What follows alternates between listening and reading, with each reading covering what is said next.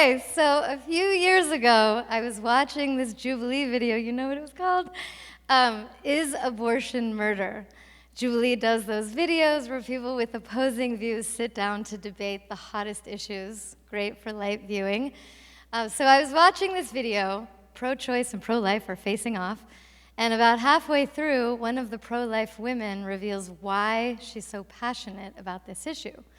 Because when she was 20 years old, she had an unplanned pregnancy, and the would-be father pressured her to abort. Everyone around her pressured her to abort, but she kept the baby. And then she says, I think many women are pressured to abort when they don't want to. And one of the pro-choice women says, I agree with that. And for a second, I'm thinking, this is it. They're actually finding common ground. And then someone jumps in with, but what about, and they're back to arguing whether abortion is murder, and that moment of shared insight just evaporates, because shared insight is not rewarded by the debate format. And as a producer, I couldn't help but wonder, what if we designed a debate focused not on one participant defeating the other, but on everyone gaining a more comprehensive view of the topic of debate?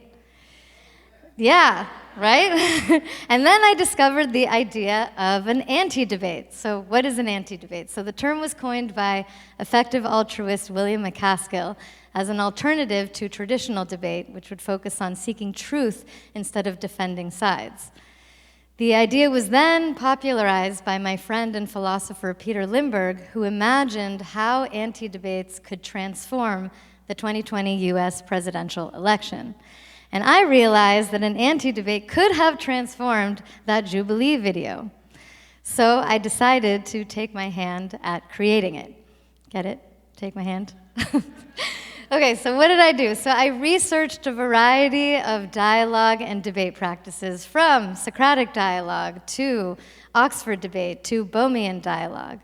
I cobbled together a draft format, conducted various trial runs, and came out with the V1 anti-debate that I am now launching to the world. Yay. To be clear, the anti-debate is not anti-debate.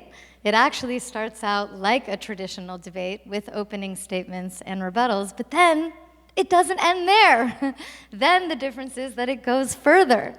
It's like, thank you for clarifying your different perspectives. Now that you've put your ingredients on the table, it's time to make something new. Another differentiating feature of the anti-debate is the way that it frames the debate question, which is not as a yes or no, but in a way that helps participants unlock their collective intelligence. So for example, instead of asking, is abortion murder, yes or no, an anti-debate might ask, under what circumstances is abortion unethical?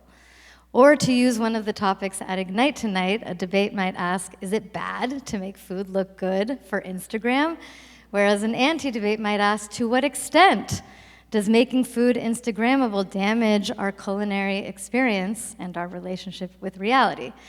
And this way of framing the question starts with the assumption not that one of us is right and the other is wrong, but that we're each holding different parts of the same bigger picture. So I invite all of you to try the anti-debate. Naturally, it's useful for people who host debates, like podcast hosts and educators, but if you are someone who seeks to engage different perspectives in a productive way, whether around the family dinner table, or in the boardroom, or in the bedroom, the anti-debate is for you. So zooming back out, imagine if we used our different perspectives on our most important issues not to further divide us, but to see those issues with greater complexity. The goal of the anti-debate isn't to change minds, but to expand minds. We're not looking to convert you to me or me to you, but to give all of us a more comprehensive view. Hence the tagline of the anti-debate, a debate that everyone can win.